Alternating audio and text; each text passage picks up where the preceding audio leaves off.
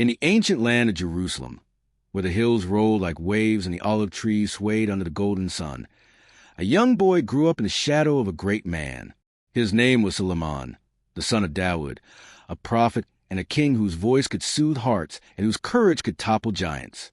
From his earliest days, Suleiman was different from the other children of the royal court. His eyes, deep and watchful, seemed to read more than they saw. While other boys played in the courtyards, he lingered by the scholars, absorbing their words. His questions were not the questions of a child, but one searching for the hidden meaning in all things. One day, when Suleiman was still young, a case was brought before his father that would reveal the spark of wisdom Allah had placed in him. Two women came into the court, each holding on to the same infant, their voices trembling with anger and grief. One claimed, "This is my child, taken from me in the night." The other insisted, "No, the child is mine. She is lying." They argued before Dawood, who listened carefully. After hearing both sides, Dawood was inclined toward one woman's account. But before the judgment was carried out, young Suleiman, who had been standing quietly beside the throne, stepped forward. "Father," he said respectfully, "may I offer suggestion?" Dawood, curious, nodded. Suleiman turned to the guards and said, "Bring me a sword." A ripple of shock ran through the court. "We shall divide the child into two halves, and each woman will take her share." The guards hesitated, and the women stared in horror. At once, one woman cried out, "No! Let her have the child. Just don't harm him." The other woman remained silent. Suleiman looked at his father and said, "She who wished to spare the child's life is his true mother." Dawood smiled with pride. Allah had given his son the gift of discernment. Years passed, and Suleiman grew in stature and in knowledge. He learned the Torah from his father's lips, studied the art of governance, and walked among his people to understand their needs. His heart held no arrogance, for he knew that wisdom was a trust from Allah, not a personal glory. He was gifted in ways few could comprehend. He could understand the languages of animals, and the rustle of the wind seemed to whisper secrets in his ear. When he spoke, even the smallest creatures appeared to listen. The day came when the palace fell silent with mourning. Dawood, the beloved prophet king, had returned to his lord.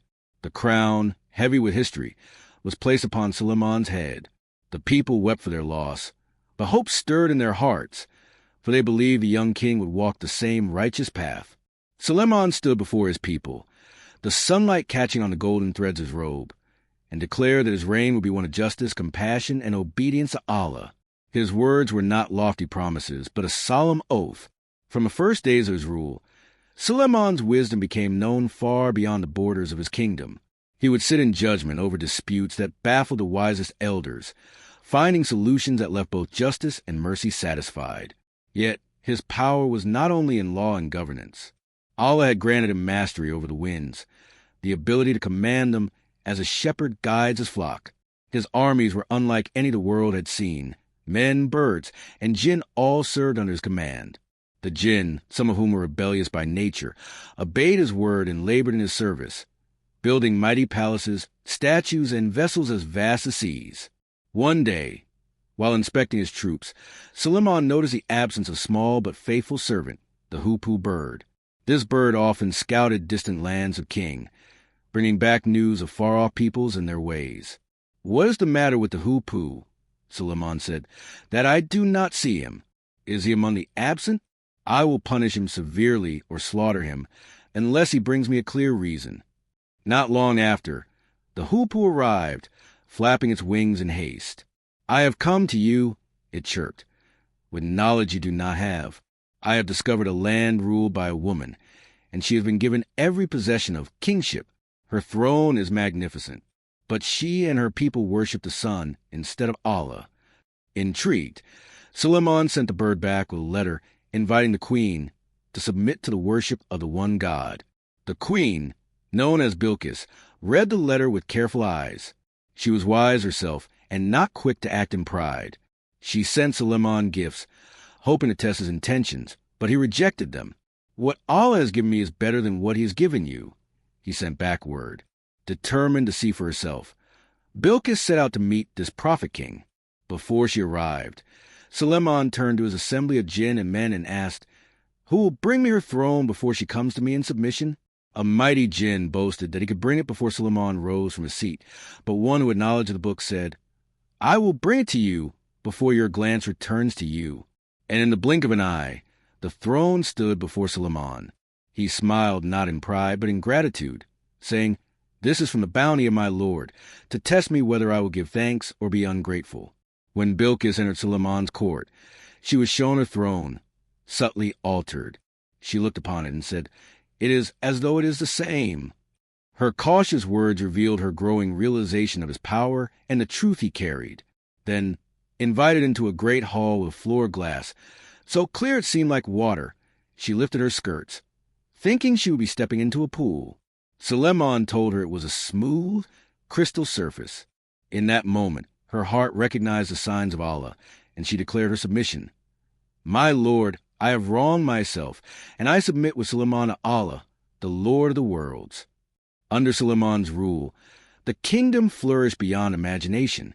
He used his power not to hoard wealth or enslave his people, but to spread justice and call others to the worship of Allah. The jinn built for him structures of unparalleled beauty, fortresses that caught the morning light, vast halls where the air was scented with frankincense, and ships that sailed at his command. The winds carried his fleets across seas, and his name was spoken with awe from deserts to mountains. But like every servant of Allah, Suleiman was tested. There came a time when his attention wavered, and Allah caused a trial to befall him. His authority was taken for a period, and his absence taught him the fragility of worldly power.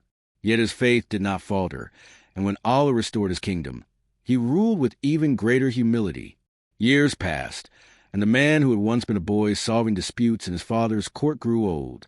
One day, while overseeing the work of the jinn in building the great temple, he stood leaning on his staff, watching them toil. In that position, he quietly returned to his Lord.